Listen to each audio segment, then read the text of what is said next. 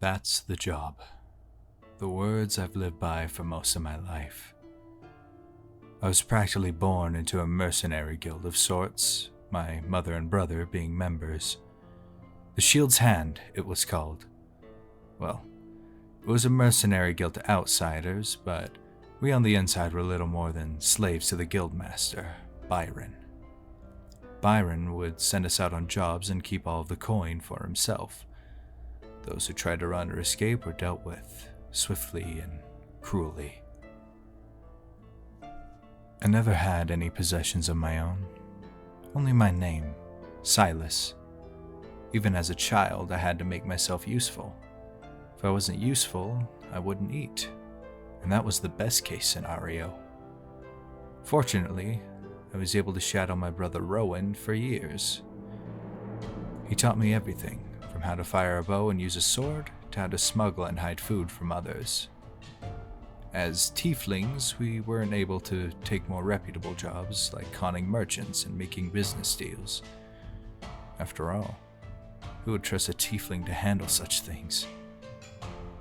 We had to do the dirty jobs. The most common clients were noblemen and politicians, and fairly often I would have to take a job to befriend and murder another child, usually that of a client's opposition. We had to do a lot of things like that. One night, Rowan and I were assigned a job to assassinate a merchant who had information incriminating one of Byron's clients. As it so happens, our mother had taken a job to protect that very same merchant. Byron was known for accepting conflicting jobs to weed out the weaker members of his crew. We came face to face. If we didn't kill each other here, Byron would have the loser killed regardless. I tried to reason with my mother to ask if there was any other way to go about this.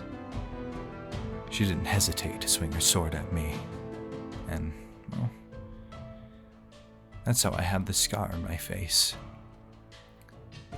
Before I could retaliate, Rowan forced his own blade through her neck, and I watched my own mother suffocate on her own blood. That image would forever haunt me. I mean, why didn't she even hesitate? Was she that focused on her own survival? I shudder at the memory, but then I remember. That's the job. I spent years killing and thieving at Byron's command, until I got a different assignment. A wizard by the name of Relin requested a bodyguard for his niece, and for some reason, I was chosen. The girl's name was Valara, and she was little more than a child when I first met her. She was free to travel under my guard as Relin dedicated himself to his studies and training his apprentice, Raymond. I served as a bodyguard for well over 8 years.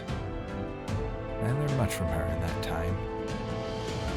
She was stubborn, had one hell of an attitude, but above all, she was relentlessly kind. I've seen her give away all she had just to make someone else smile, and seen her comfort in those in need without needing to be asked. I traveled with her for a long time. I became comfortable around her. Eventually, I confided in her. I told her my regrets, my fears, and I told her my crimes. She taught me a lesson I could never forget. She told me that while what I had done was unforgivable, I'm not my actions. I can choose to do better. She forgave the unforgivable.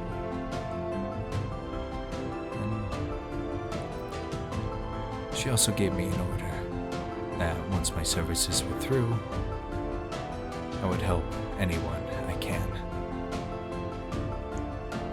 After years with her, it felt as if I finally had some real family with me. Felt as if the Shield's Hand didn't even exist, as if Byron didn't even exist. It was a mistake to forget. Rellin had fallen ill and was quickly fading. To this day, I suspect foul play, as he had immense magical power to sustain him. We made our way to return to his keep in the mountains, both for Valara to receive her inheritance and to say her final goodbyes. We walked right into an ambush. I immediately recognized the members of the Shield's Hand, and among them was Rowan. As the rest of the guard was picked off one by one, Rowan dealt with me personally. Even though I was a better shot than him, he was faster and better with a blade, and he didn't let me have any distance. It was a short fight. Within moments, he ran me through, and in his eyes, I saw something I didn't recognize before. Hesitation. And then I heard it. Screaming. I saw as the other men pulled Valara from her carriage. "Please," I begged. "Leave her be." Rowan sighed and looked at me solemnly. "That's the job, Slyas." He pulled his blade free, and I fell to the ground. Before the light faded, I watched as Valara's throat was slit. They dropped her into the mud. Unfortunately, I awoke again. I was bandaged, but the pain was still there. And I also noticed that one of my horns had been broken off, though not quite sure how. I learned later that some traveling merchants had found the ambush site and rescued me. I'd have rather died. I wanted death to claim me, but I could already imagine the scolding I'd receive from Valara if I let it. I fought and fought the urge to die.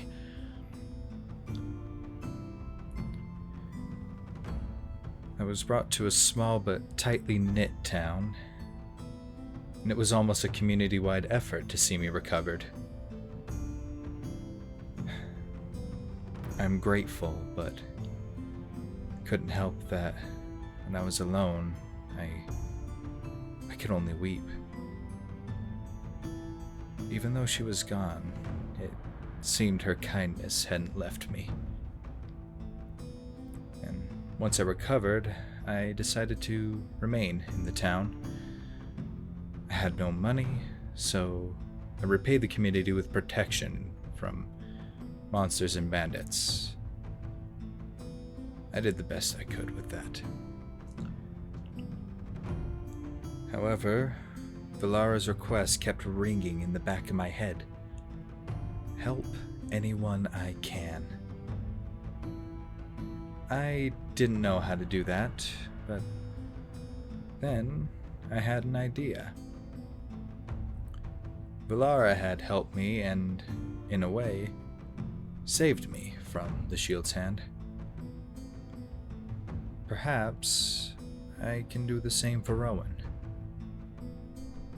I don't know if I can forgive him,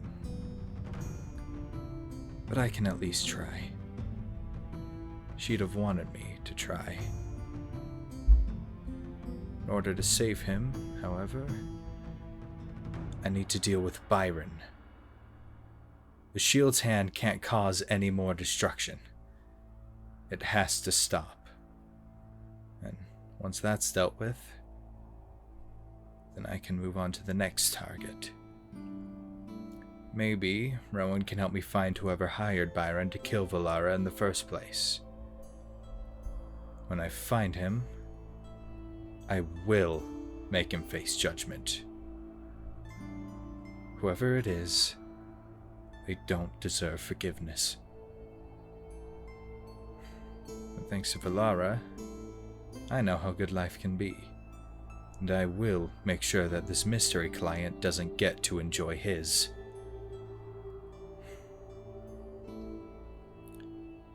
I have to help people. And I have a feeling that I'll be helping a lot of people by finding him. After all, that's the job.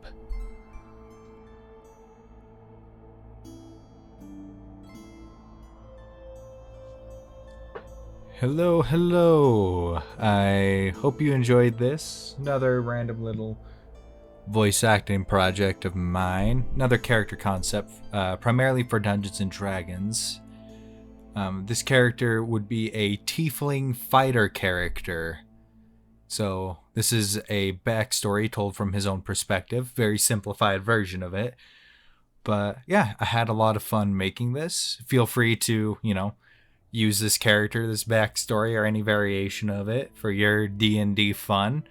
I had a lot of fun making it, and I can't wait to try this character out. Hope you enjoyed. Make sure to like and subscribe, and leave a comment if you feel so inclined. And have a great day. Fare thee well.